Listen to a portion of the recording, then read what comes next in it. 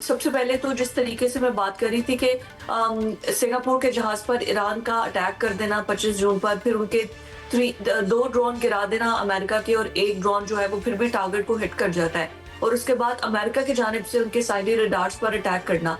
तो ये सिर्फ और सिर्फ नेगोशिएशन टेबल पर अपनी पावर को मजबूत करने के लिए ये सब कुछ है, या फिर इन्होंने यही नोरा कुश्ती चलते रहने देनी है और बस एक ड्रामा कर रहे हैं दुनिया को दिखाने के लिए कि नहीं जी हम तो मुज़ाकरात कर रहे हैं।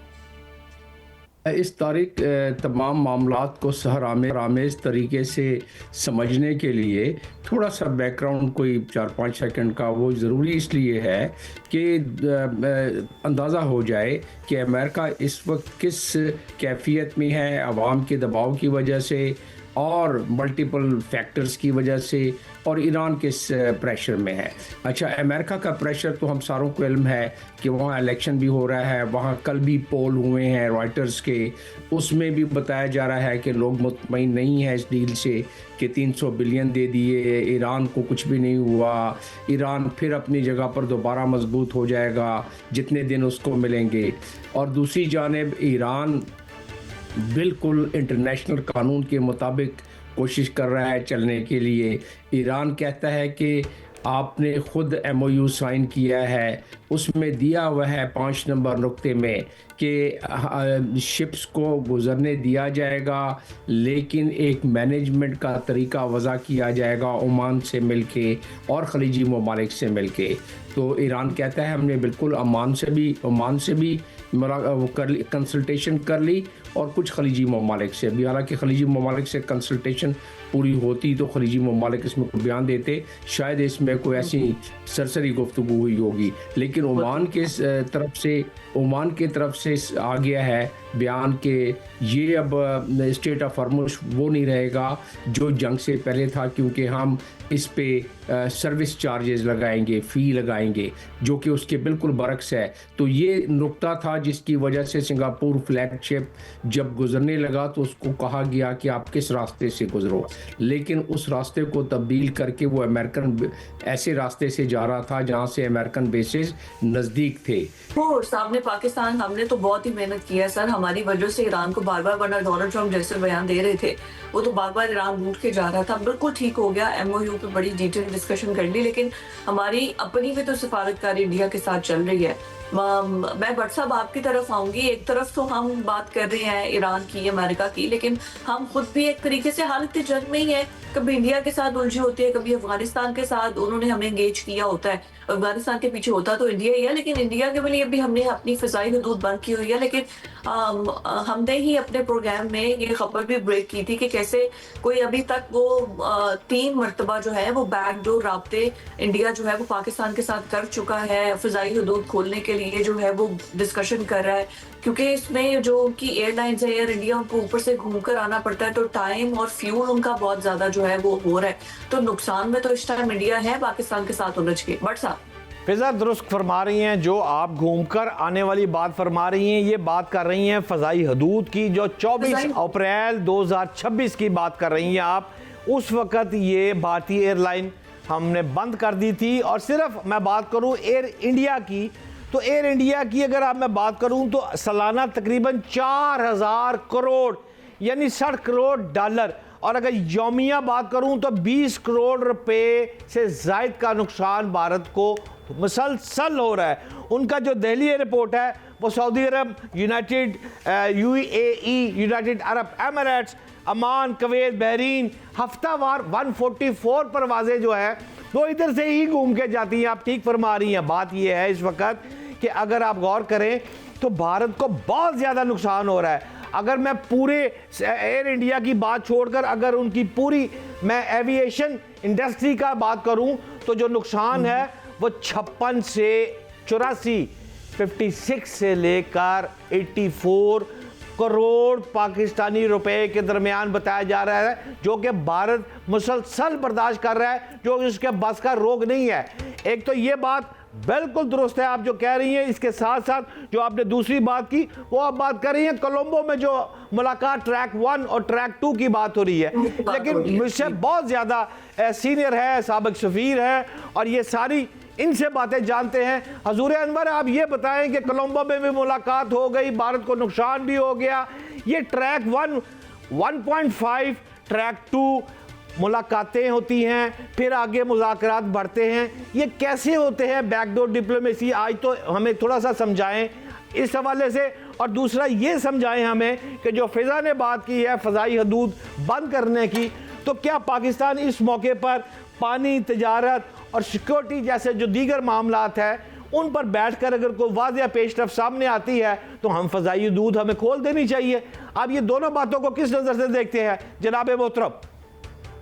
जी हाँ, देखें, ये बेसिकली बैकडोर डिप्लोमेसी या पॉइंट 1 या पॉइंट 1.5 या पॉइंट 2 डिप्लोमेसी, वो सारे के सारे एक आसान अल्फाज में राब्तों के तरीके हैं। राब्ते नहीं टूटने चाहिए।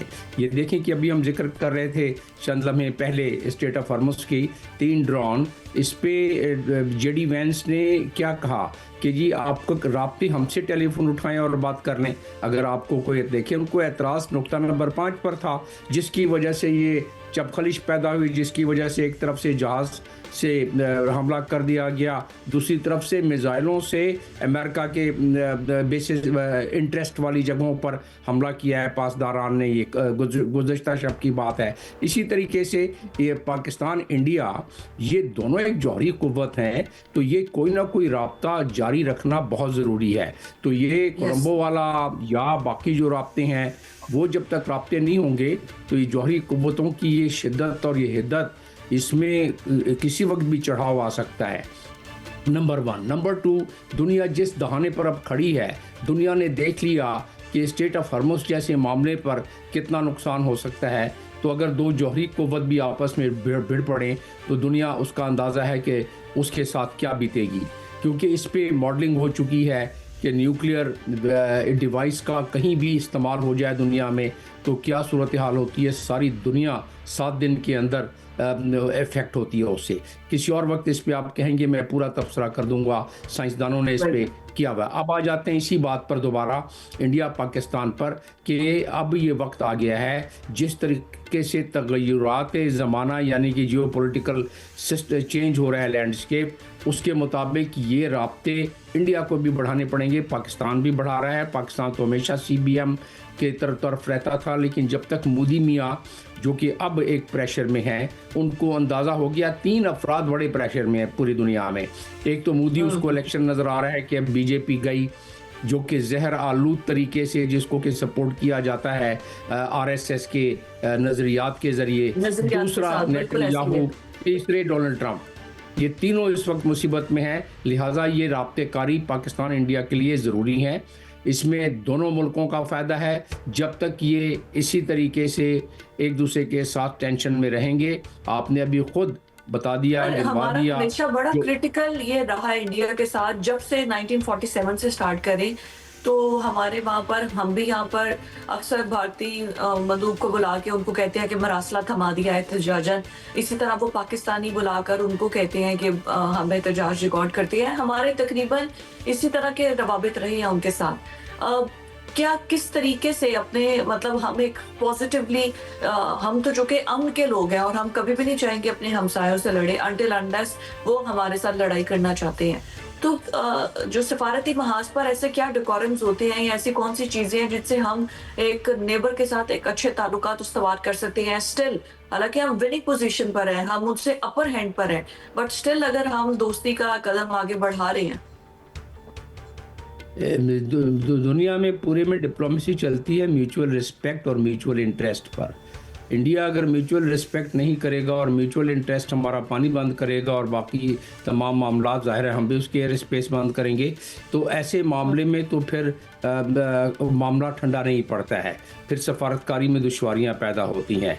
क्योंकि अगर कोई मुल्क अपने मुल्क चला रहा हो, मुल्क का गवर्नेंस चला रहा हो, मुल्क का इंतज़ाम व इंसराम चला रहा हो, जिसका के जड़ें जिसकी के जहर में डूबी हों, मैं बात कर रहा हूँ उस नज़रियात की जो नेतन्याहू लेके चलता है, जो RSS लेके चलती है, उन नज़रियात की, तो उसमें दूसरे मुल्क को जो नेगोशिएट करता है या जो राब्ते जिनके होते हैं उस जहर आलूदी की वजह से वो परवान नहीं चढ़ते हैं। डॉक्टर साहब, आपका तजर्बा क्या है? आप क्या समझ रहे हैं आने वाले दिन में आपको कोई पॉजिटिव चीज नजर आ रही है?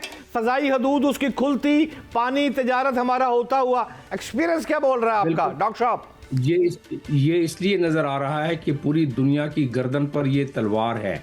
ये जो डिस्प्यूट है या जो ये इस वक्त हालात हैं इंडिया और पाकिस्तान के, वो पूरी दुनिया की गर्दन पे तलवार, वो इसलिए कि मैं जिसका जिक्र कर रहा था कि कोलोराडो यूनिवर्सिटी के साइंसदानों ने, प्रोफेसर्स ने इस पर तजर्बा पाकिस्तान इंडिया के मामले में अपने मॉडलिंग की हुई है साइंटिफिक, बड़ी ख़तरनाक और खूंखार किस्म की मॉडलिंग है पूरी दुनिया के लिए।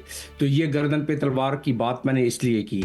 दूसरी बात ये है कि इंडिया में भी ये मामलात, ये निज़ाम ज़्यादा अरसा उनके अपने जो बॉटम्स अप प्रेशर हो रहा है, जैसे जैन जी की वजह से अमेरिका में एपेक और इजरायली लॉबी वो प्रेशर में आ गई है, इसी तरह काफ़ी अरसे के बाद आरएसएस प्रेशर में आ गई है, बीजेपी उसकी वजह से प्रेशर में आ गई है। तो इससे रास्ते और राहें हमवार होती नज़र आ रही हैं। और फिर जैन जी का जो बॉटम्स अप प्रेशर अब इंडिया में भी पड़ रहा है, जिस तरह के अमेरिका में पड़ा। ये कॉकरोच पार्टी ने पूरे का पूरा मोदी सरकार को उसको हिलाकर रख दिया। वो देखते ही देखते कैसे, बिल्कुल ठीक, आपने बिल्कुल ठीक बात की है। बहुत शुक्रिया सर टाइम के लिए। और यही बात है कि चाहे वो सिफारती महाज ईरान का हो और अमेरिका का हो, सिफारती महाज पाकिस्तान का हो, इंडिया का हो, अमन के लिए ही डिप्लोमेसी के रवाबित होते हैं और बैक टू चैनल्स पर बातें होती हैं। तो अमन के लिए ही पाकिस्तान तो हमेशा कोशिशें करता है।